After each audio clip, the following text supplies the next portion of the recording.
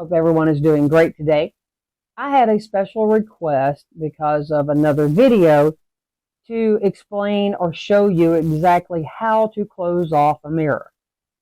Now, this can be done to any mirror. It's very important if the mirror is on an outside wall or if it is facing a window and it's, and you can't move it.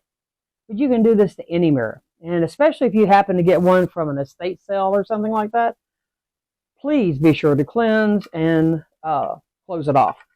So, today we have this one, all right? And we're going to, as you're cleansing your house, now if you've already done that, then don't worry about it. Just go ahead and do this. But otherwise, you can do it, kind of sprinkle it and then come back and close it off. But anything we bring into our house, we want to cleanse.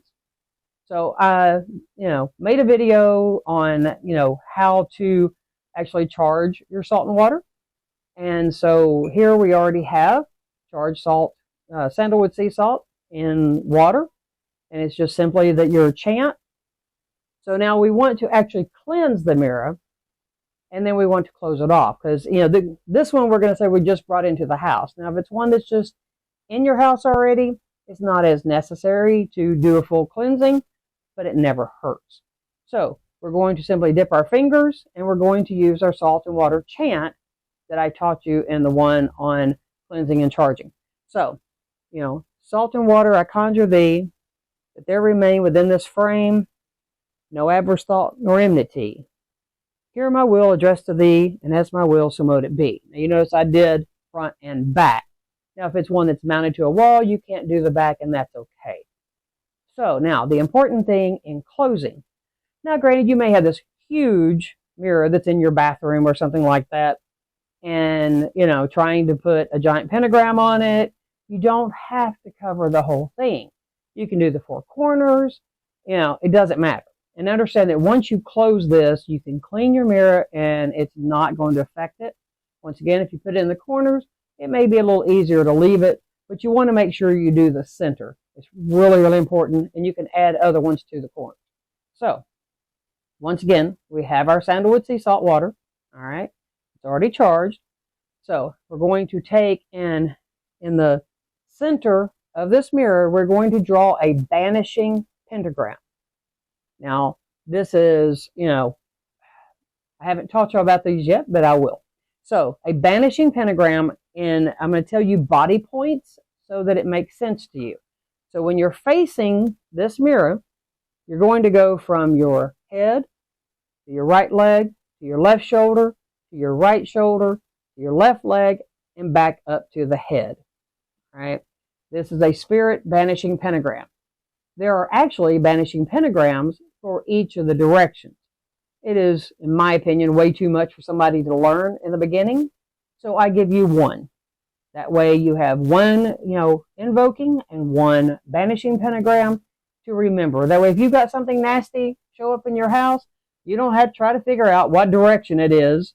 Make sure you're using the right one. Just use this one, and it's very simple to banish. All right. So now once that's done on there, it's done. This mirror cannot be used for a portal unless somebody decides to open it and use it for that. But as of right now, I have this thing closed off. Nothing's getting in or out of it. The only thing that'll happen is, I can see my reflection. Now, in your cleansing, you can also use your incense. All right. So just like we used in cleansing a crystal, if it's one like this, then you want to do this before you actually, close that off. But you're simply going to, bring your burning incense around it, repeating your fire and air chant. I hope this makes a lot of sense to you. Just remember that this cleansing technique can be used on any item and should be used on pretty much every item you bring into your house. You never know what kind of mood somebody was in when, whether the metal was mined and the tree was cut down, during the whole processing of it becoming the item that you purchased and brought home. All the people that, went into the making of it, people that did the shipping, everything. So it's always a good idea to cleanse their energies off of everything before you bring it into your house and you use it. Or at least as soon as you bring it in. If you can do it before you bring it in, that is so much better. So I hope this makes sense and helps you as far as being able to cleanse mirrors and close them off so they cannot be used as a portal. Now, one more thing I'd like to teach you while I have you about mirrors. When you have a mirror that you can get to the back, this is a great protection spell. You take a picture of you and your loved ones, if you're choosing anyone in your household. You take the face of the picture and tape it to the back of that mirror. So any mirror, your dresser mirror, any one that you can get to the back of, okay? Because what happens is, in essence, it's like a two-way mirror. You can see out, but anything that anybody is trying to throw at you is going to hit that reflection, and it's going to bounce right back to them. So there's your quick and easy protection spell that you can do, and it works really great. By the same token, somebody's throwing negativity at you, throw up that hand. You know what? You keep it. I refuse to accept your negativity into me. It's all yours. You can keep it, okay? And just smile and walk away. And even if you don't say it out loud, you can think it. Throw up your hand as you walk away. Push that stuff right on back to them. Do not let other people's negativity enter you and bog you down. Let them keep their own negativity, and you just smile and go through life and find happiness. Because remember, happiness and love kills and destroys negativity.